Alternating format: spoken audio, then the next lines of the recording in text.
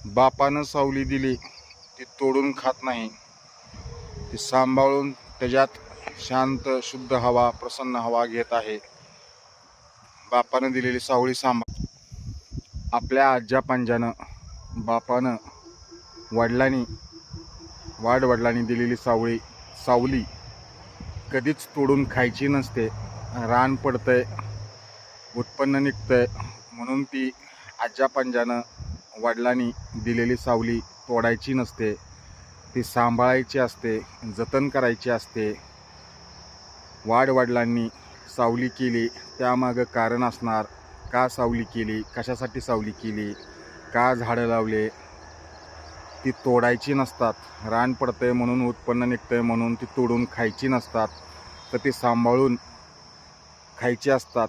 ते मी सांभाळलं आहे, जपलं आहे आणि त्याचं देखभाल दुरुस्ती करून हे वाढलेलं तापमानसुद्धा माझ्या आज्या पंजा वाडवडिलांमुळं मला सहन होत आहे. शुद्ध हवा, तापमानवाढीचा त्रास होत नाही. पुढं लेकराबाळांनाही जसं आज्या पंजानं वडिलांनं मला सावली करून दिली तसं मी पण माझ्या लेकरांना सावली मिळावी म्हणून सावली करत आहे, करत राहणार. शांत वातावरण, शुद्ध हवा, तापमान वाढ, गारपीट, आसमानी संकट, सुलतानी संकट, वादळं यापासून रक्षण व्हावं हाच वाडवडिलांचा हेतू होता.